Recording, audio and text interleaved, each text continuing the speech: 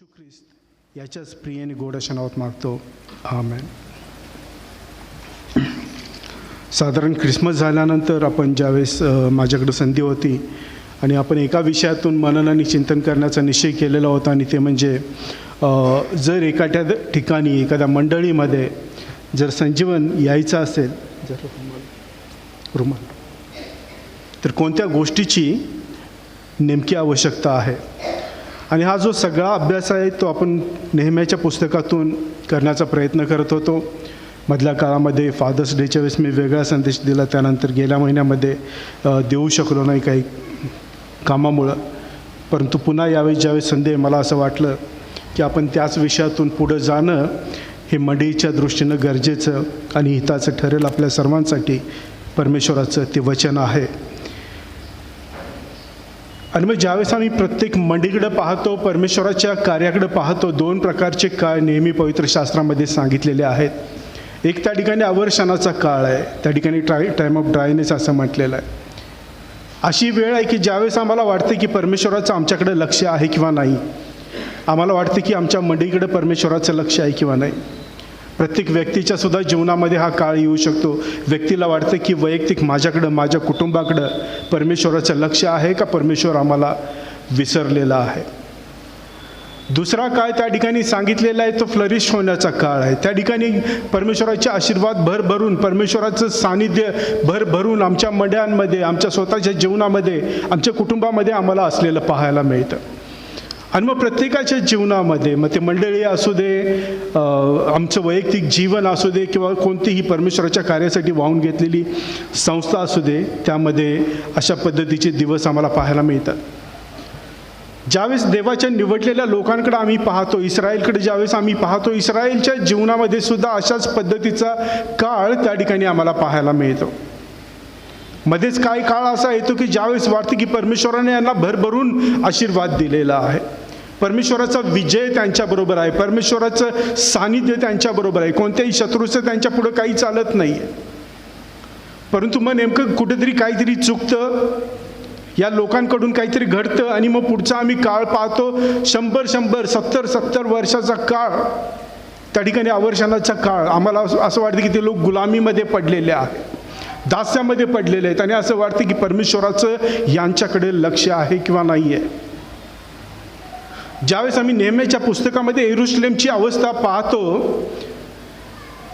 यरूशलेमची अवस्था अशाच पद्धतीची झालेली त्या ठिकाणी आम्हाला पाहायला मिळते. 70 वर्षाची बंडखोरी, बाबेलनं सगळ्यांना कैद करून त्या ठिकाणी नेलेलं आहे. नगरामध्ये कोण त्या ठिकाणी नाही आहे.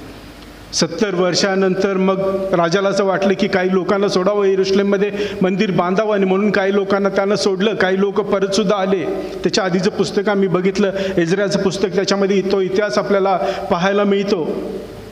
परंतु ज्यावेळेस आम्ही नेहम्याचं पुस्तक वाचतो, नेहम्या त्या ठिकाणी राजाचा प्यालेबरदार आहे. काही लोक जे सुटून आलेले होते, गुलामीतून परत आलेले होते, त्यापैकी काही लोक त्याला भेटले, आणि ज्यावेळेस नेहम्या त्यांना विचारतो की यरूशलेमची अवस्था काय आहे, आणि मग ते लोक सांगतात की यरूशलेमच्या तट जो आहे तो पडझड झालेला आहे, त्याच्या ज्या वेश्या आहेत त्या जाळलेल्या आहेत.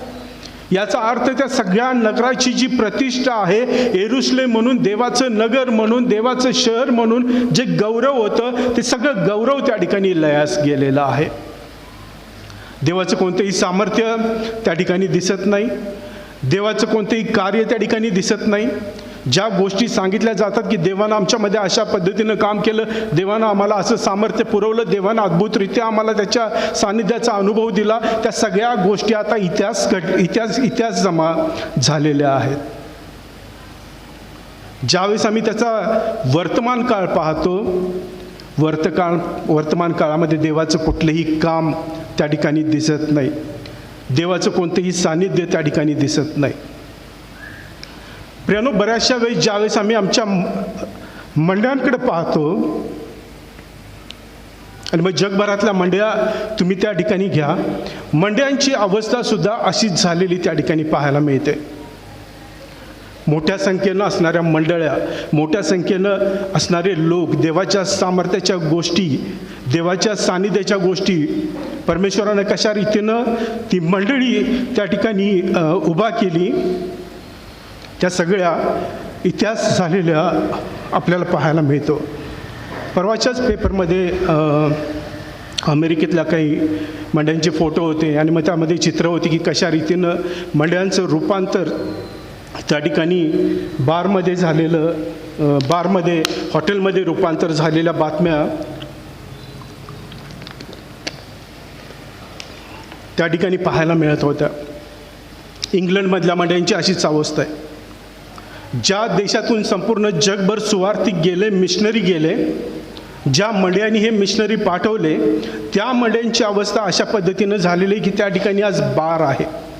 जो इतिहास घडला तो देवाच्या सामर्थ्याचा इतिहास, सगळ्या गोष्टी इतिहास जमा झालेल्या पाहायला मिळतात. आणि हा ड्रायनेसचा काळ प्रत्येक मंडळीमध्ये त्या ठिकाणी येऊ शकतो आणि तुम्ही आणि मी सुद्धा त्याला अपवाद नाही आहे. आणि म्हणून मनुष्याने केवळ इतिहासामध्ये रमणं हे पुरेसं नाही आहे, केवळ इतिहासाच्या गोष्टी उगाळत राहणं हे पुरेसं नाही आहे. वर्तमान काळामध्ये जगणं, वर्तमान काळाची गरज जाणून घेणं हे अतिशय महत्त्वाचं आहे. आणि म्हणून ज्यावेळेस आम्ही मंडळांची अवस्था पाहतो, या सेम येरुशलेमसारखी अवस्था मंडळांची झालेली पाहायला मिळते. त्या ठिकाणी प्रतिष्ठा नाही, गौरव निघून गेलेला आहे. जगातले एखादे सामान्य लोक असावे त्या पद्धतींची अवस्था झालेली आहे. परमेश्वराचे आशीर्वाद, परमेश्वराचं सानिध्य या ठिकाणी कुठंच दिसत नाही. आणि मग परमेश्वर पुन्हा काही लोकांना उभा करतो. त्या ठिकाणी एजरा आहे, त्या ठिकाणी नेहम्या आहे.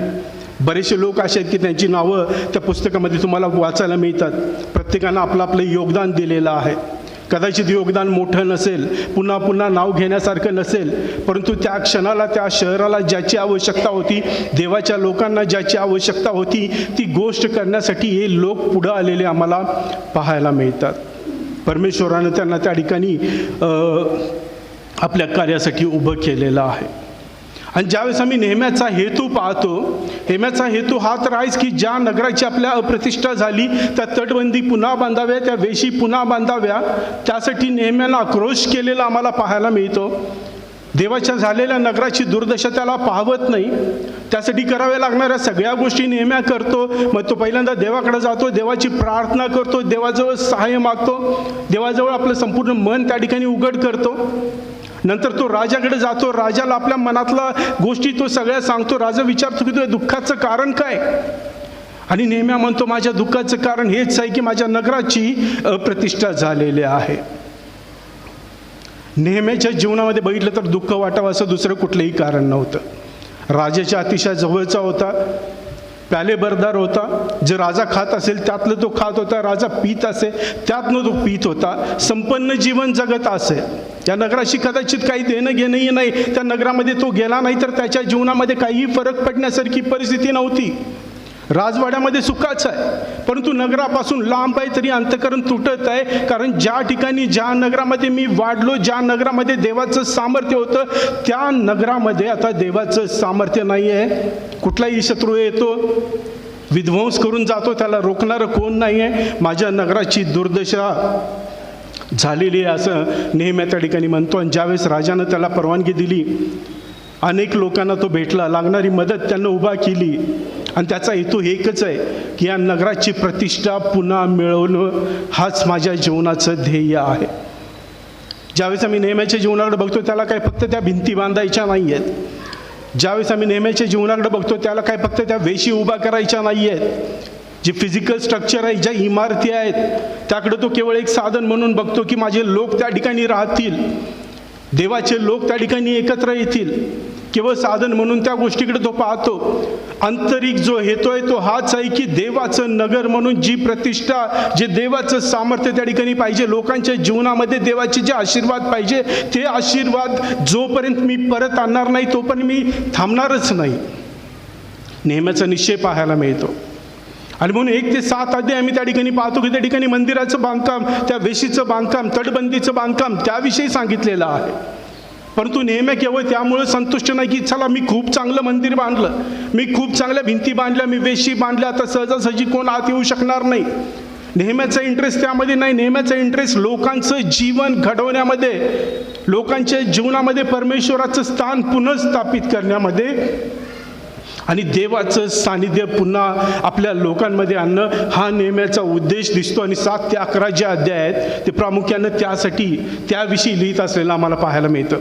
मागच्या वेळी जे 2 आपण भाग बघितले, पहिल्या भागामध्ये बोललो होतो की जोपर्यंत आम्ही वचनाकडे पुन्हा येत नाही तोपर्यंत मंडळीमध्ये संजीवन घडू शकत नाही. त्या ठिकाणी आम्ही आज्ञापालनाविषयी पाहिलं होतं. जोपर्यंत देवाच्या आज्ञांचं पालन करण्याचा निश्चय ज्या पद्धतीनं नेहम्याच्या आणि एज्राच्या नेतृत्वाखाली लोकांनी केला तोपर्यंत मंडळीमध्ये संजीवन येऊ शकत नाही. आणि तिसरी गोष्ट मला तुम्हाला सांगू द्या, मंडळीतील प्रत्येक व्यक्ती जोपर्यंत मंडळीसाठी कार्य करण्याचा निश्चय करत नाही तोपर्यंत मंडळीमध्ये संजीवन येऊ शकत नाही. जी वचनं आपण बघितली 7 अध्याय 1 ते 4 वचनं जर बघितली त्या ठिकाणी नेहम्यानं काही लोकांची नेमणूक केलेली आम्हाला पाहायला मिळते. दुसरं वचन त्या ठिकाणी सांगतं की त्यांना आपला भाऊ हनन्या आणि गडीचा अधिपती हनन्या या येरुशलेमचे अधिकारी नेमले, त्यांच्याविषयी सांगितलेलं आहे. तिसरं वचन असं म्हणतं, मी त्यात सांगितले उन्हाचा ताप होईपर्यंत येरुशलेमेच्या वेशी उघडू नयेत, लोक काम करीत असता वेशीचे दरवाजे लावून त्यास अडसर घालावे, येरुशलेमकरांचे पहारे नेमावे आणि प्रत्येकाने आपापल्या घरासमोर पहारा करावा. परिस्थिती अशी आहे की कोणतंही शहर घ्या, कोणतेही गड घ्या, त्याचे जे दरवाजे आहेत ते सकाळी सकाळी लवकर उघडले जातात सूर्योदयाबरोबर. परंतु या ठिकाणी परिस्थिती अशी की नेहमी आज्ञा करतो की नको सकाळी दरवाजे उघडू नका, जोपर्यंत सूर्य वर येत नाही, दिवस पूर्णपणे वर येत नाही तोपर्यंत दरवाजे अजिबात उघडू नका. कारण मनामध्ये भीती आहे की जर दरवाजे उघडले सकाळी सकाळी तर शत्रू पुन्हा त्या दरवाज्यातून आत घुसेल आणि आपल्याला विध्वंस करेल. आणि म्हणतो की वेशीचे दरवाजे लावून त्यास अडसर करावे. जरी वेशी बांधून झाल्या, जरी त्या ठिकाणी तट बांधून झाले तरी अजून मनामध्ये भय आहे की अजून जे अपेक्षित परिणाम आहे ते साधले गेले नाही आहेत. आणि म्हणून ते दरवाजे लावून ठेवा, शत्रूला मोकळी वाट त्या ठिकाणी देऊ नका. आणि याचं कारण आम्ही ज्यावेळेस पाहतो 4थ्या वचनामध्ये त्याचं कारण पाहायला मिळतं. नगर विस्तीर्ण व मोठे होते पण त्यात लोक थोडे असून अद्यापी घरे बांधली नाहीत. नगर तर मोठं आहे, मंडळी तर मोठी आहे, मंदिर तर मोठं आहे, परंतु त्या ठिकाणी त्यामध्ये असणाऱ्या लोकांचा ज्यावेळेस विचार करतो वचन असं सांगतं की त्या ठिकाणी लोक खूप थोडे आहेत. आणि मग पुढचा अध्याय जर आम्ही वाचतो तर आम्हाला पाहायला मिळतं की अजून सुद्धा येरुशलेममध्ये येऊन राहण्याची लोकांची मानसिकता बनलेली नाही आहे. अजून सुद्धा 11व्या अध्यायामध्ये प्रामुख्यानं जर तुम्ही बघितलं आणि मग त्या ठिकाणी 25व्या वचनापासून पुढे सांगितलं की लोक कुठं कशा पद्धतीनं राहत होते. त्याविषयी जर शहरं बघितली तर प्रामुख्यानं 6-7 एकरचं एक शहर असायचं आणि त्याच्या आजूबाजूला मग खेडी पसरलेली असायची. लोकांना अजून शहरामध्ये येऊन राहण्याची इच्छा नाही. सगळे जे लोक गुलामीतून परत आले ते येरुशलेममध्ये न राहता खेड्यापाड्यामध्ये राहण्याचा त्या ठिकाणी प्रयत्न करत आहेत. आणि 11व्या अध्यायाचं पहिलं वचन बघितलं असं म्हटलं की लोकांचे अधिपती येरुशलेममध्ये राहत असत. फक्त अधिपती लोक त्या ठिकाणी राहत आहेत, फक्त नेतृत्व करणारे लोक राहत आहेत, परंतु ते पुरेसे नाही आहे. केवळ नेतृत्व करणारे लोक शत्रूचा जो लोंढा आहे तो थोपवू शकत नाहीत. केवळ नेतृत्व करणारे लोक जो आहे तो संपूर्ण शहराचा जो गाडा आहे तो हाकू शकत नाही. केवळ नेतृत्व करणारे लोक आहेत ते संपूर्ण मंडळीचा जो कारभार आहे ते चालवू शकत नाहीत. नेतृत्व करणारे लोक त्या ठिकाणी शत्रू सैन्याला त्या ठिकाणी रोखू शकत नाहीत.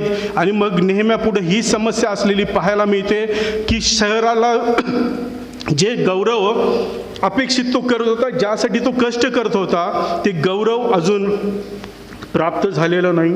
कारण लोक त्या शहरामध्ये अजून सुद्धा राहायला तयार नाहीत. का राहायला तयार नाहीत? लोकांच्या मनामध्ये अजून भय आहे. खेड्यापाड्यामध्ये मंदिरापासून जरा लांबच असू दे, आम्ही सुरक्षित आहोत. जास्त त्या ठिकाणी जाऊन जर ॲक्टिव्ह झालो तर कदाचित शत्रू येऊन आमच्यावर हल्ला करेल. जसं तटबांधी बनत असताना शत्रू त्या ठिकाणी हल्ला करत होतो. काही लोकांच्या मनामध्ये स्वतःच्या कुवतीविषयी शंका आहेत की त्या ठिकाणी नेतृत्व करणारे लोक राहतात, मी जाऊन तिथं काय करणार, माझी त्या ठिकाणी काय मदत होणार, माझ्यामध्ये ती ताकद नाही, माझ्यामध्ये ती कुवत नाही, त्यापेक्षा मला थोडंसं बाजूलाच राहू दे, बाजूला राहून जेवढं काही करता येईल तेवढं मी करेन. देव आणि मी आमच्यामध्ये संबंध असला तर मला बास आहे. येरुशलेम बघून घेईल, येरुशलेमचं त्या ठिकाणी नेतृत्व करणारे लोक बघून घेतील. लोकांच्या मध्ये अजून जबाबदारी स्वीकारण्याची भावना त्या ठिकाणी जागृत झालेली नाही. मी येतो ना, मी कार्यक्रमाला येतो, मी प्रार्थनेला येतो, मी रविवारी चर्चला येतो, मी सीईला येतो, बस झालं, मी येतो, मी ऐकतो, मी जातो, परंतु मला अजून कुठलीही जबाबदारी घेण्याची इच्छा नाही आहे. कारण माहिती आहे की जबाबदारी ज्यावेळेस मी माझ्या अंगावर घेतो त्यावेळेस मला असणारा धोका त्या ठिकाणी वाढणार आहे. इतिहास त्यांना सांगत होता. गेले 52 दिवस त्यांनी त्याचा अनुभव घेतलेला होता की कशा रीतीनं शत्रू त्यांचं काम मोडून काढण्यासाठी झटत आहे. अनिश्चिततेचं जीवन, अस्थिरतेचं जीवन, त्यागाचं जीवन, समर्पणाचं जीवन लोकांना नको आहे. कारण यरूशलेममध्ये मी जाऊन जर काम करू लागलो तर माझ्यावर जबाबदारी आहे. यरूशलेममध्ये जाऊन जर मला काम करायचं असेल तर मला काही गोष्टींचा त्याग करण्याची गरज आहे. यरूशलेममध्ये जाऊन जर मला काम करायचं असेल तर त्यासाठी मला काही गोष्टींचं समर्पण करण्याची आवश्यकता आहे. अनिश्चिततेचं, शत्रूचा सामना करण्याची तयारी त्या ठिकाणी मला ठेवण्याची आवश्यकता आहे. आणि म्हणून तटबंदी बांधून झाल्या, वेशी बांधून झाल्या, चांगलं शहर निर्माण झालं, परंतु जे गौरवासाठी, जे गौरव त्या ठिकाणी अपेक्षित होतं, जे गौरव पूर्वीच्या काळी परमेश्वराचं त्या ठिकाणी होतं, ते गौरव अजून त्या ठिकाणी तयार झालेलं नाही. आणि मग ज्यावेळेस 11वा अध्याय येतो त्या ठिकाणी नेहम्यानं काही गोष्टी केलेल्या आम्हाला पाहायला मिळतात. थोडक्या वेळामध्ये आपण त्या गोष्टीकडं पाहण्याचा प्रयत्न करणार आहोत. आणि मग 11वा अध्याय ज्यावेळेस आम्ही पाहतो आणि पहिलं काही वचनं पाहतो, नेहम्यानं बघितलं की लोकांचे अधिपती यरूशलेम राहत आहेत. वरकंठ लोकांपैकी 10 पैकी एकाने पवित्र नगर यरूशलेम येथे राहावे आणि 9 जणांनी इतर नगरात वस्ती करावी हे ठरवण्यासाठी त्यांनी चिठ्ठ्या टाकल्या. नेहम्याला माहिती आहे की जोपर्यंत मंदिरामध्ये, जोपर्यंत त्या नगरामध्ये लोकांची वर्दळ वाढणार नाही, लोक येऊन राहत नाहीत, लोक येऊन काम करत नाहीत, लोक येऊन झटत नाहीत, तोपर्यंत त्या नगराला पूर्वीचं वैभव पुन्हा येणार नाही. आणि म्हणून त्यांनी काय केलं की 10 लोक आहेत ना, 9 लोक तुम्ही खेड्यापाड्यामध्ये राहा, पण त्या घरातल्या एका व्यक्तीनं येऊन त्या ठिकाणी नगरामध्ये राहायला पाहिजे, यरूशलेममध्ये राहायला पाहिजे. अशा पद्धतीच्या चिठ्ठ्या त्यांनी त्या ठिकाणी पाहायला मिळतात, टाकलेल्या पाहायला मिळतात. आणि मग ते संपूर्ण अध्यायामध्ये पाहतो साधारणपणे 5 प्रकारे लोक त्या ठिकाणी नियुक्त केलेले आम्हाला पाहायला मिळतं. वचन त्याविषयी आम्हाला सांगतं. जर दुसरं वचन त्या ठिकाणी बघितलं, जे स्वसंतोषाने यरूशलेमेत राहण्यास कबूल झाले त्या सर्व लोकांनी धन्य त्या ठिकाणी म्हटलं. काही लोक असे आहेत जे स्वतःच्या इच्छेनं तयार झालेले आहेत की होय परमेश्वरा, तू आम्हाला सोडवून आणलंस, तू मला दास्यातून मुक्त केलंस, तर तुझ्या नगरासाठी, तुझ्या मंदिरासाठी मी त्या ठिकाणी अवेलेबल आहे. मला तू कोणतेही काम दे, कोणतीही जबाबदारी दे, मी ते स्वीकारीन. जरी शत्रूची भीती असली तरी सुद्धा मी त्या यरूशलेममध्ये येऊन राहीन. जरी मला त्रास होणार असला तरी सुद्धा मी त्या यरूशलेममध्ये राहीन. आणि वचन सांगते की लोकांनी त्यांना धन्य म्हटलं. आज सुद्धा ते लोक धन्य आहेत की जे स्वतःच्या इच्छेनं देवासाठी कार्य करण्यासाठी, मंडळीचं गौरव पुन्हा आणण्यासाठी, देवाच्या लोकांचं गौरव पुन्हा आणण्यासाठी स्वतःला सादर करतात. परमेश्वर आज सुद्धा अशा लोकांची वाट बघत आहे जे स्वतःच्या इच्छेनं त्या ठिकाणी देवासाठी स्वतःला सादर करतील. दुसरा ग्रुप त्या ठिकाणी आम्ही पाहतो, 10 ते 12 वचनं जर बघितले, आपण सगळी काही वचनं वाचू शकत नाही. त्या ठिकाणी असं म्हटलंय की याजकातले यदिया बिन योयारीब, याकीम, सराया बिन हिल्किया बिन मशुल्लाम बिन सादोक बिन मरायोत बिन अहिटूब हा देव मंदिराचा अधिकारी होता. आणि त्यांचे जे भाऊबंद मंदिरातले काम करेल ते 822 होते. आणि या लोकांची परमेश्वराने निवड केली आणि त्यामागे येतोय की या लोकांनी मंदिराचं काम त्या ठिकाणी पाहावं, मंदिराची सर्व ॲडमिनिस्ट्रेशन त्यांनी त्या ठिकाणी पाहावं, मंदिरामध्ये जे विधी केले जातात ते विधी त्यांनी त्या ठिकाणी पार पाडावे. ज्या पद्धतीनं आज आमच्या मंडळांमध्ये पाळक लोक, स्वार्थिक लोक काम करतात, अशा पद्धतीचं काम परमेश्वराने त्यांच्यावर सोपवलं आणि त्या ठिकाणी नेमणूक केलेली आहे. तुम्ही स्वेच्छेनं आला तरी ठीक आहे, स्वेच्छेनं नसला तरी याचं नेहमी म्हणतो की आता त्या ठिकाणी तुमची नेमणूक करण्यात आलेली आहे आणि मग तुम्ही ते काम पार पाडण्याची गरज आहे. ती नेमणूक तुम्ही स्वीकारण्याची गरज आहे. मंडळीमध्ये सुद्धा काही लोक स्वइच्छेनं येतील, काही लोकांना मंडळी जबाबदारी देईल, पण जे स्वइच्छेनं आले त्यांनी सुद्धा काम करण्याची आवश्यकता आहे. ज्यांच्यावर जबाबदारी सोपवण्यात आली एखाद्या विशिष्ट कामाची, त्यांनी सुद्धा ते काम जे आहे ते करण्याची त्या ठिकाणी गरज आहे.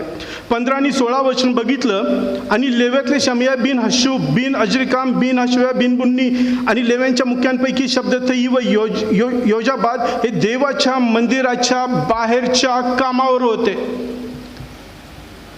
ज्या पद्धतीनं मंदिराचं आतील काम करण्यासाठी लोकांची नेमणूक केली, आता मंदिराच्या बाहेरचं काम करण्यासाठी, नगराची सुव्यवस्था पाहण्यासाठी, नगरासाठी आवश्यक असणाऱ्या इतर गोष्टी पाहण्यासाठी जे व्यवस्थापनामधले तज्ज्ञ आहेत, जे स्वतः जबाबदारी घेऊ शकतात आणि इतरांवर सुद्धा जबाबदारी देऊन त्यांच्याकडून काम करू शकतात, अशा काही लोकांची नेहम्यानं त्या ठिकाणी नियुक्ती केलेली, निवड केलेली आम्हाला पाहायला मिळतं. मंदिर चालवण्यासाठी, शहराचा गाडा चालवण्यासाठी, देवाचं काम चालवण्यासाठी मंदिरामध्ये काम करणाऱ्या लोकांची नियुक्ती केली आहे, ज्यांनी मंदिराचा कारभार चालवायचा आहे. मंदिराच्या बाहेर काम करणाऱ्या लोकांची नियुक्ती केलेली आहे, ज्यांनी संपूर्ण शहराचा कारभार त्या ठिकाणी चालवायचा आहे.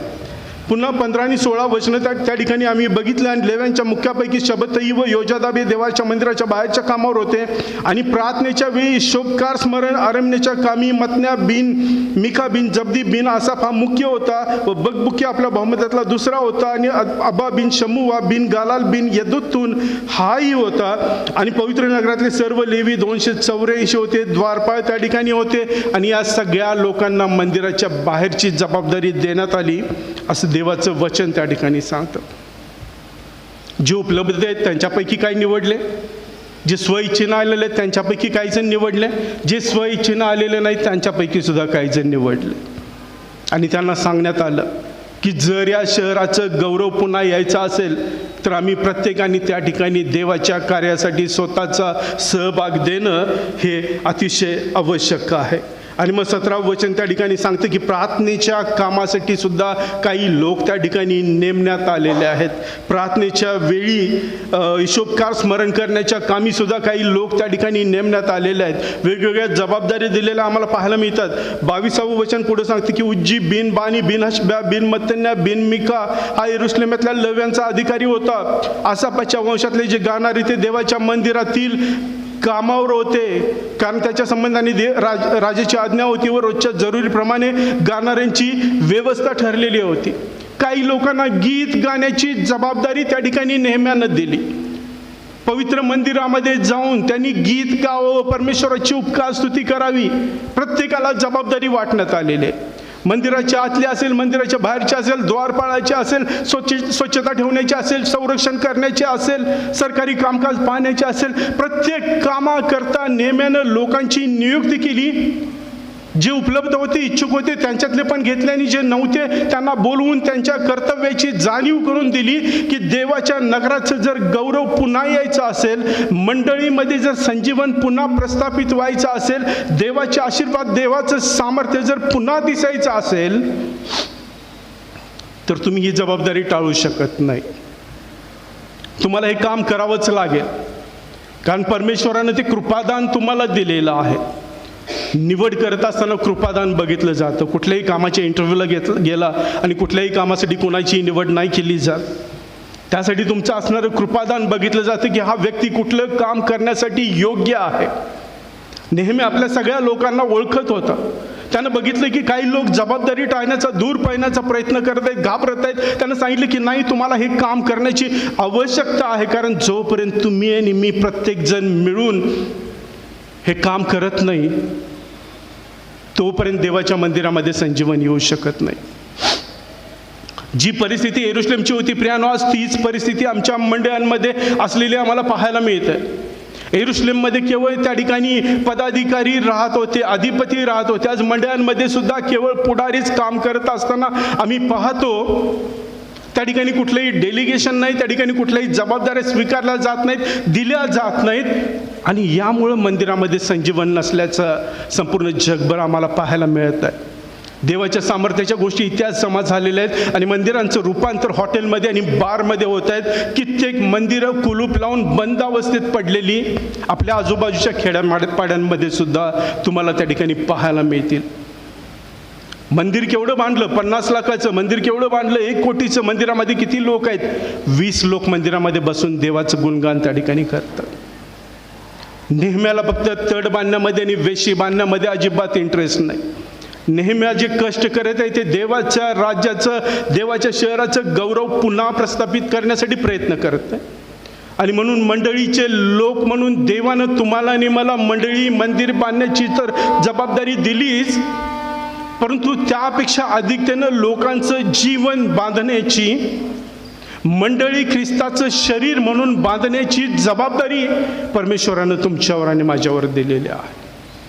केवळ दैहिक बांधकाम पुरेसं नाही, लोकांचं जीवन बांधणं, लोकांचं जीवन बदलणं, लोकांच्या जीवनामध्ये देवाचं सामर्थ्य दिसणं, हे पण जोपर्यंत मंडळीमध्ये घडत नाही तोपर्यंत त्या मंडळीला ख्रिस्ताची मंडळी असं आम्ही म्हणू शकत नाही.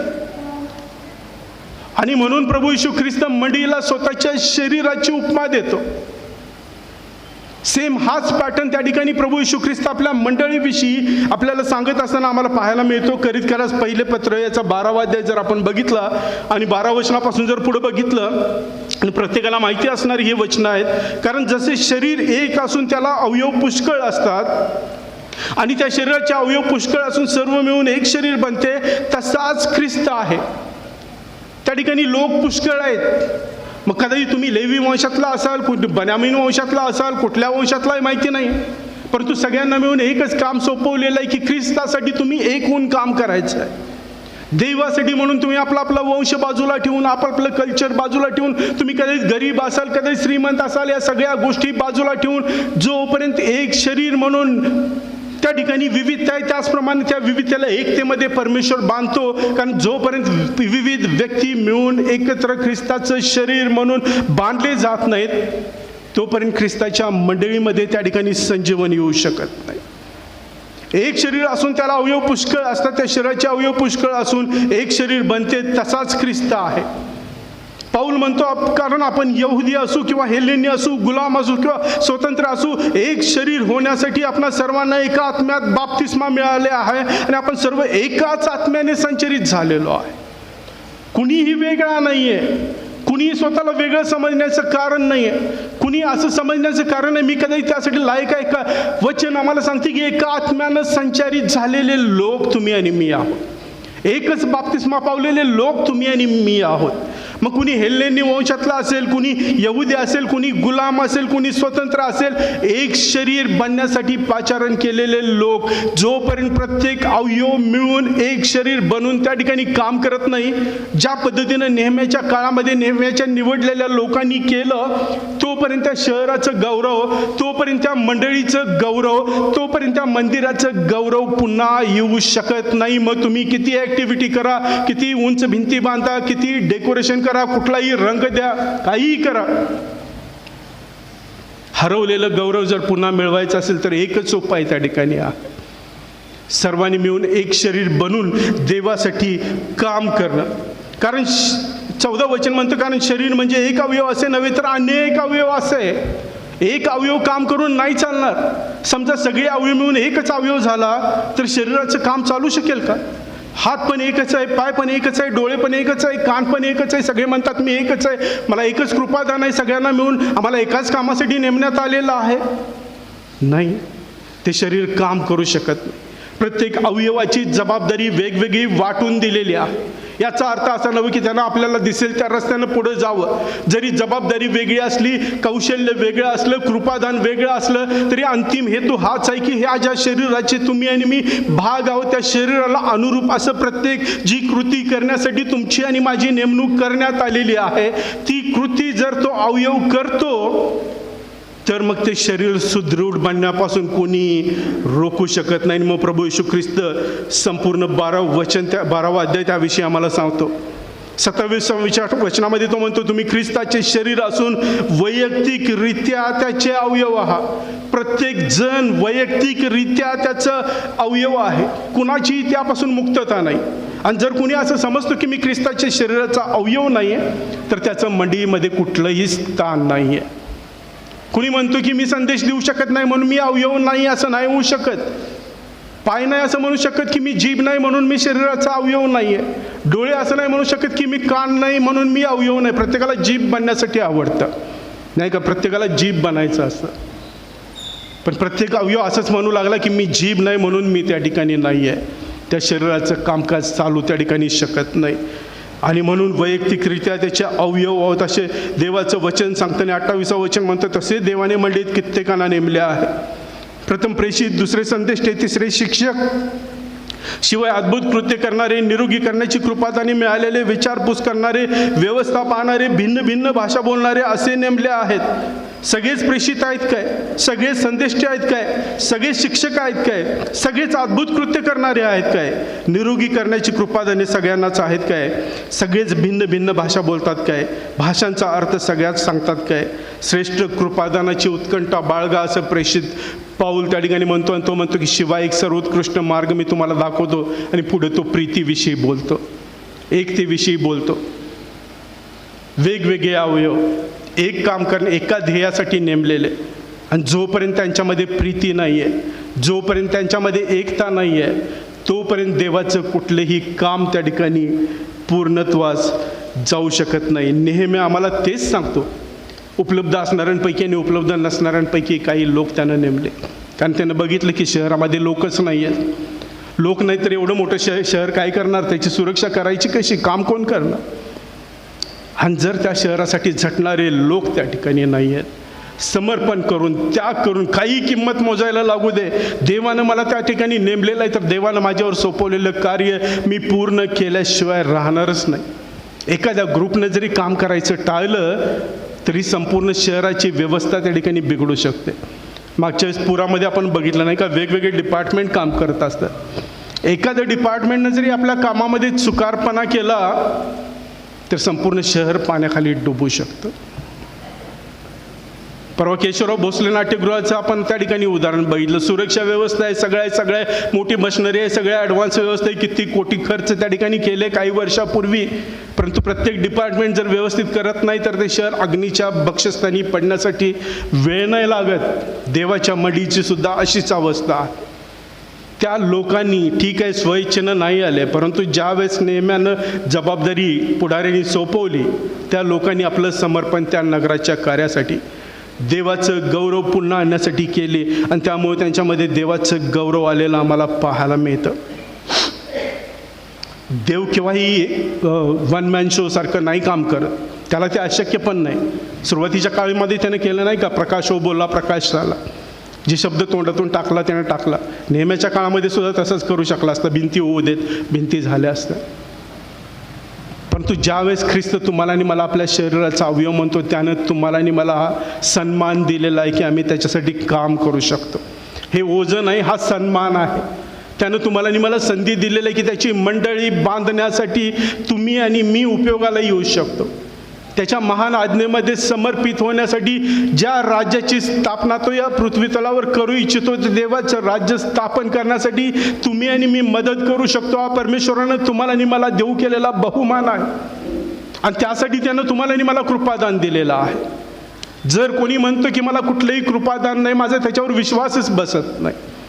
कारण माझी पूर्णपणे खात्री आहे की ज्यावेळेस पवित्र आत्मा तुमच्यामध्ये येतो, ज्यावेळेस तुम्ही प्रभू येशूचा आपला तारणारा म्हणून स्वीकार करता आणि जर केलेला आहे आणि जर पवित्र आत्मा तुमच्यामध्ये वास करतो, तर पवित्र आत्म्याचं कृपादान तुमच्यामध्ये नाही असं होऊच शकत नाही. तुम्ही ते कृपादान शोधून काढण्याची आवश्यकता आहे. तुम्ही शोधून शकत नसला तर मंडळीच्या पुढारीने ते दाखवण्याची आवश्यकता आहे की हे कृपादान आहे. आणि मंडळीचे पुढारी पण दाखवतात की बाळा हे कृपादान तुझ्यामध्ये आहे, तर त्या कृपादानाचा उपयोग ख्रिस्ताच्या कार्यासाठी करणं हे तुमचं कर्तव्य आहे. कारण जोपर्यंत तुम्ही त्या भाग आत आहात तोपर्यंतच तुमच्यामध्ये पण जीव आहे. एखादा हात शरीरापासून काढून टाकला तर तो हात काही जगू शकत नाही. 2-4 क्षण थडपड करेल, 5 मिनटं थडपड करेल आणि नंतर शांत होऊ शकेल. येशू आम्हाला तेच उदाहरण घालून देतो नाही का, जोपर्यंत फाटा वेलीमध्ये आहे तोपर्यंत त्याच्यामध्ये जीवन आहे. एखादा फाटा वेलीमधून काढून टाकला, तुम्हाला जर मंडळीमधून काढून टाकलं, मंडळीच्या पुढाऱ्यांनी नाही पण देवानं जर ठरवलं की हा माझ्या शरीराचा भाग होऊ इच्छित नाही आणि म्हणून हा मला माझ्या शरीरापासून दूर जाऊ द्या, मला तुम्हाला सांगू द्या, वैयक्तिक जीवन असू दे, मंडळी असू दे, कुणीही असा, तुम्ही देवाचं जीवन तुमच्यामध्ये केव्हाच दिसू शकत नाही. कारण जोपर्यंत फाटा वेलीमध्ये आहे तोपर्यंतच त्याच्यामध्ये जीवन आहे. प्रभू येशू आम्हाला त्याविषयी सांगतो. देवाच्या राज्याकरता प्रत्येकाची गरज आहे. मंदिराचं कारभार बघणाऱ्यांची गरज आहे, द्वारपाळाची पण गरज आहे, झाडून घेणाऱ्यांची पण गरज आहे, लहानचं कृपादान असणाऱ्याची पण गरज आहे. ही नावं वाचली 11व्या अध्यायामध्ये, यातली कित्येक नावं पुन्हा तुम्हाला पवित्र शास्त्रामध्ये कुठंच दिसत नाही. त्या ठिकाणी नावं वाचतो कारण त्या ठिकाणी परमेश्वराला त्यांची गरज होती, परमेश्वराने त्यांचा उपयोग करून घेतला. आणि म्हणून मी लहान आहे का मोठं आहे, माझं कृपादान लहान आहे का मोठं आहे, यावर तुमचं आणि माझं मडीतलं काम नाही ठरत. मी ख्रिस्तामध्ये आणि मी ख्रिस्ताच्या शरीराचा भाग आहे, ही जाणीव जोपर्यंत मनामध्ये जागृत आहे तोपर्यंत परमेश्वर तुमच्याकडून उपयोग करून घेतो. आणि तुम्ही आणि मी प्रत्येकानं ते काम करण्यासाठी त्या ठिकाणी हजर असणं हे गरजेचं आहे. पहिलं सूत्र त्या ठिकाणी सांगतो, प्रत्येकाची परमेश्वराच्या राज्यासाठी गरज आहे. आणि तुम्ही आणि मी जर खरोखर आम्ही परमेश्वराला आपला येशूला तारणारा म्हणून स्वीकारलाय तर तुम्ही आणि मी त्यासाठी पुढे येण्याची आवश्यकता आहे. शास्त्र बघा आम्ही संपूर्ण वाचतो, त्या ठिकाणी आम्हाला पाहायला मिळते की परमेश्वर तुमचा आणि माझा परफॉर्मन्स बघत नाही. हा किती चांगला संदेश सांगतो, याला चांगला संदेश येतो का नाही, हा किती चांगलं गीत गातो, तो चांगल्या पद्धतीनं गीत गाऊ शकतो का नाही, हा किती चांगल्या पद्धतीनं बोलतो, तो किती चांगल्या पद्धतीनं वाद्य वाजवतो. परमेश्वर असं मनुष्य नाही की तो तुमच्या कौशल्याला बोलून तुमच्यावर जबाबदारी देईल. परमेश्वर तुमचे अग्रगण्य तपासत आहे, तुमच्या प्रायोरिटीज तपासत आहे. जर आमची प्रायोरिटी जर परमेश्वर आहे, जर आमची प्रायोरिटी मंडळी आहे, जर आमची प्रायोरिटी ख्रिस्ताचं राज्य आहे, तर तुमचं कृपादान छोटं असू दे अगर नसू दे, तुमचा परफॉर्मन्स खूप चांगला असू दे अगर नसू दे, परमेश्वर त्या ठिकाणी तुमचा उपयोग करून घेतल्याशिवाय राहणार नाही.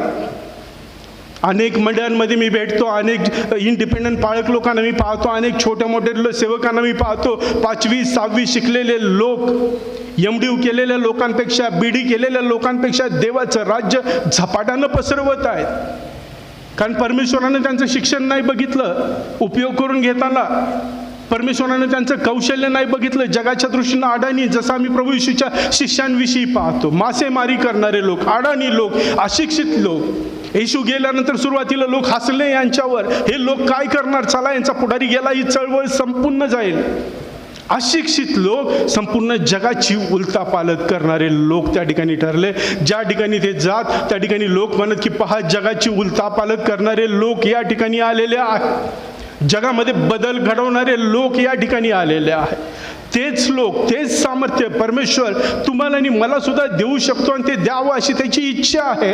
त्यासाठी परमेश्वर परफॉर्मन्स नाही बघत, तुम्ही आणि मी त्यासाठी हजर आहे किंवा नाही. होय परमेश्वरा मी या ठिकाणी आहे, स्वइच्छेनं आलेले लोक, आणि लोकांनी त्यांना धन्य म्हटलं, परमेश्वर सुद्धा त्यांना धन्य म्हणेल की होय परमेश्वरा मी त्या ठिकाणी आहे. कदाचित अजून आम्ही गेलो नसेल, मनामध्ये भय असेल, मनामध्ये संशयता असेल, मनामध्ये कदाचित स्वतःच्या कृतीविषयी, कदाचित देवाविषयी सुद्धा अविश्वास असेल, एखाद्याविषयी आडी असेल, पुढारीपणाविषयी आडी असेल, परंतु मग त्या ठिकाणी नेमणूक केलेले लोक आहेत. देवानं कोणाची तर माध्यमातून त्यांच्यावर जबाबदारी दिली आणि ते म्हणाले की होय परमेश्वर आम्ही नव्हतो आतापर्यंत, पण आता मी आहे. आणि जे स्वइच्छेनं उपलब्ध होते त्यांच्या बरोबरीनं या लोकांनी देवाच्या कार्यासाठी त्या ठिकाणी वाहून घेतलं आणि परमेश्वरानं त्यांच्याकडून मोठं काम करून घेतलेलं आम्हाला पाहायला मिळतं. लोक तुमचं गौरव करतात का नाही याकडं तुम्ही पाहू नका, लोक तुम्हाला चांगलं म्हणतात का नाही याकडं आम्ही त्या ठिकाणी पाहण्याची गरज नाही. एक खूप सुंदर वचन इब्रिकरास पत्रामध्ये आम्हाला पाहायला मिळतं, 6वा अध्याय आणि 10वं वचन बघितलं आणि बऱ्याच वेळेस हे वचन प्रेरणा देतं. आणि वचन असं म्हणते की कारण तुमचे कार्य व तुम्ही पवित्र जनांची केलेली व करीत असणारी सेवा आणि तुम्ही देवावर दाखवलेली प्रीती ही विसरून जाण्यास तो अन्यायी नाही आहे. कदाचित मंडळीची पुढारी तुमच्या पाठीवर शाबासकीची थाप नाही देणार, कदाचित जगाची लोक तुमच्या पाठीवर शाबासकीची थाप नाही देणार, पण परमेश्वरासाठी जर तुम्ही छोटंसं जरी काम कराल, जे काही कृपादान आहे तुमच्याकडं त्या माध्यमातून छोटंसं ज्या ठिकाणी आहात तुम्ही त्या ठिकाणी परमेश्वराची इच्छा जाणून जर तुम्ही त्याच्यासाठी सादर व्हाल, काम कराल, वचन त्या ठिकाणी सांगतं की तुम्ही पवित्र जनांची केलेली व करीत असलेली सेवा आणि तुम्ही देवावर दाखवलेली प्रीती ही विसरून जाण्यास तो अन्यायी नाही. तुमचं छोटंसं सुद्धा काम परमेश्वर विसरणार नाही. त्या कामाचं प्रतिफळ तुम्हाला प्राप्त झाल्याशिवाय राहणारच नाही. म्हणून जगाकडे प्रतिफळाच्या अपेक्षेनं बघू नका. जगाकडे ज्यावेळेस आम्ही प्रतिफळाच्या अपेक्षेनं बघतो निराशा आमच्या पाठीशी येते. मला खूप राग येतो ज्यावेळेस लोक एखाद्या विश्वासू व्यक्तीच्या जीवनात असलेले आशीर्वाद जगाच्या भौतिक पातळीवर मोजू लागतात. बघा त्याकडे किती पैसे आहे, बघा त्याकडे किती संपत्ती आहे, बघा त्यासमोर अडचण नाही, देवानं भरभरून आशीर्वाद दिला. अरे देवाचं राज्य वेगळं आहे, सैतानाचं राज्य वेगळं आहे. देवाचे नियम वेगळे आहेत, सैतानाचे नियम वेगळे आहेत. सैतानाच्या कसोटीवर जर तुम्ही देवाचे आशीर्वाद ठरवता तर तुम्ही स्वतःच्या जीवनामध्ये केव्हाच संतुष्ट बनू शकणार नाही. कुठल्याही शिष्याचं जीवन मला दाखवून द्या की संपन्नतेनं भरलेलं होतं. देवानं त्यांना आपल्या आध्यात्मिक आशीर्वादानं तृप्त केलं. देवाच्या राज्यामध्ये, देवाच्या जीवनी पुस्तकामध्ये त्यांची नोंद झाली. देव अन्यायी नाही की तो तुमचं आणि माझं काम विसरेल. देवापासून प्राप्त झालेली शांती त्यांना मिळाली. त्यांना मारणारे निघून गेले, सार्वकालिक नाशासाठी निघून गेले, त्यांचं नाव सुद्धा कोणी काढत नाही. परंतु ज्यांनी प्रभू येशू ख्रिस्तासाठी, मंडळीसाठी छोटंसं काम केलं, आज सुद्धा जग त्यांची आठवण काढते आणि परमेश्वर त्यांचं गौरव करतो. तो अन्यायी नाही की तुम्ही आणि मी केलेलं काम विसरून जाईल. आणि म्हणून कोण माझं गुणगान करतं का नाही, मला संधी मिळते का नाही, मला शाबासकी मिळते का नाही, देवा मी उपलब्ध आहे. तू जी माझ्यावर जबाबदारी सोपवशील ती करण्यासाठी उपलब्ध आहे. माझा उपयोग करून घे. परमेश्वर त्यांचा उपयोग करून घेतल्याशिवाय राहणार नाही. हे लोक वेगवेगळे होते, वेगवेगळ्या वंशातून आलेले, वेगवेगळे कृपादान असणारे लोक.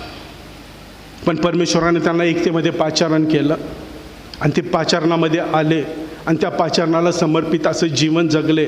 एकच हेतू की देवाच्या राज्याचं गौरव पुन्हा त्या ठिकाणी प्रस्थापित व्हावं, त्या शहराला पुन्हा ती गौरवी अवस्था व्हावी, त्या मंडळीला पुन्हा ती गौरवी अवस्था प्राप्त व्हावी, त्या मंडळीमध्ये देवाचं सामर्थ्य दिसावं, त्या मंडळीमध्ये देवाचं सानिध्य दिसावं, त्या मंडळीमध्ये देवाचं कार्य दिसावं आणि त्या मंडळीतील प्रत्येक व्यक्तीच्या द्वारे देवाचे सद्गुण संपूर्ण जगाला प्रकाशित व्हावे. ही परमेश्वराची तुमची आणि माझ्यापासून असणारी अपेक्षा आहे. त्यासाठी परमेश्वर तुम्हाला आणि मला पाचारण करतो. जोपर्यंत हे सगळे लोक येऊन देवासाठी काम करत नाहीत तोपर्यंत मंडळीमध्ये संजीवन येऊ शकत नाही. वेगवेगळे अवयव एका शरीरासाठी पाचारण केलेलं आहे आणि आम्ही विसरू नये की आम्ही त्या शरीराचा भाग आहोत. जोपर्यंत भाग आहोत तोपर्यंत आमच्यामध्ये जीवन आहे, तोपर्यंत आमच्यामध्ये सामर्थ्य आहे, तोपर्यंत आमच्यामध्ये शक्ती आहे. जर फाटा वेलीतून काढून टाकला तर त्यामध्ये कुठलंही सामर्थ्य राहत नाही. परमेश्वर करो आणि मंडळीमध्ये संजीवन आणण्यासाठी, देवाच्या राज्यासाठी उपयोग होण्यासाठी जे कृपादान परमेश्वरानं तुम्हाला दिलेलं आहे, परमेश्वर तुमच्याशी बोलत आहे. तो कुठलाही गोष्ट लपवून ठेवत नाही. आम्ही त्याच्याशी बोलावं, प्रार्थनेमध्ये जावं. परमेश्वरा तुम्हाला दाखव माझं कृपादान कुठलं आहे. ठीक आहे, मी मंदिरासाठी, त्या शहरासाठी स्वइच्छेनं पहिल्यांदा नाही आलो, काही कारणं असतील, 100 कारणं असतील, पण तू जर मला सांगतोस की तुला निवड केलेली आहे, तू ते काम करण्याची गरज आहे, परमेश्वरा मी या ठिकाणी तुझ्यासाठी उपलब्ध आहे. प्रभू आम्ही तुझी उपकार स्तुती करतो, तुझ्या नावाला धन्यवाद देतो, तुझ्या दयेसाठी आणि कृपेसाठी. आमच्या पापाद्वारे नाशासाठी राखून ठेवलेले आम्ही लोक, पण परमेश्वरा तू केवळ आमचं तारण केलंस असं नाही, तू केवळ आम्हाला जीवन दिलंस असं नाही. प्रिय परमेश्वर, तू आमच्यासाठी आपल्या रक्ताची किंमत मोजून आम्हाला विकत घेतलेलं आहेस. प्रिय परमेश्वरा, तू आम्हाला अंधारातून हात देऊन बाहेर काढलंस परमेश्वरा, यासाठी की आमच्याद्वारे तुझे सद्गुण प्रकाशित व्हावे. गुलामीतून बाहेर काढलंस परमेश्वर, यासाठी की त्या शहराला पुन्हा प्रिय परमेश्वरा गौरव प्राप्त व्हावं, त्या ठिकाणी देवाचं कार्य, देवाचं सामर्थ्य, देवाचं सानिध्य पुन्हा दिसावं. परंतु जर आम्ही त्यामध्ये वस्ती करत नाही, त्या मंदिरामध्ये जर आम्ही वस्ती करत नाही, देवाच्या सानिध्यामध्ये जर आम्ही वस्ती करत नाही आणि आम्ही दूर दूर पळत आहोत, प्रिय परमेश्वर, आम्ही प्रार्थना करतो, आमच्या अंतःकरणाशी बोल. आम्हाला हे म्हणण्यासाठी ताकद दे की परमेश्वर आम्ही स्वइच्छेनं उपलब्ध आहे. जे काही काम, जी काही जबाबदारी, लहान असू दे मोठी असू दे, तू देशील ते मी निश्चितपणे पार पाड. आणि अजून प्रिय परमेश्वरा, काही लोकांच्या मनामध्ये अडखळण असेल, सैतान भय दाखवत आहे, सैतान निराशा दाखवत आहे, समर्पण करण्याची तयार नाही, त्याग करण्यासाठी भीती वाटते, अनिश्चिततेचा सामना करण्याची तयारी नाही. परमेश्वरा तू त्यांच्याशी देखील बोल, त्यांच्या अंतःकरणाशी बोल आणि त्यांना जाणवून दे. प्रिय परमेश्वरा, तू त्यांना कृपादान देऊ केलेलं आहेस, यासाठी की त्या कृपादानाचा उपयोग तुझ्या गौरवासाठी, तुमच्या राज्याच्या वाढीसाठी व्हावं. आणि प्रिय परमेश्वरा त्यांना तत्पर कर की त्यांनी म्हणावं की होय परमेश्वरा, तुझंही कृपादान मी वाया जाऊ देणार नाही. तुझे कृपादान मी जगी गोष्टींसाठी, गौरवासाठी, माझ्या गौरवासाठी उपयोगात नाही आणणार. प्रिय परमेश्वरा, या कृपादानाचा उपयोग मी तुझ्यासाठी, गौरवासाठी करेन. आणि पुन्हा एकदा आमची मंडळी प्रिय परमेश्वरा उत्साहानं भरलेली, तरुणांनी भरलेली, सामर्थ्यानं भरलेली, दररोज आणि दररोज तुझ्या अद्भुत चमत्कारांची साक्ष देणारी, सानिध्याची साक्ष देणारी परमेश्वरा मंडळी बनू दे, अशा मी प्रार्थना आणि विनंती करतो. देव तारणारा प्रिय प्रभू येशू ख्रिस्त याच्याच प्रेरणी गोड अशा नावात मागतो. आमेन.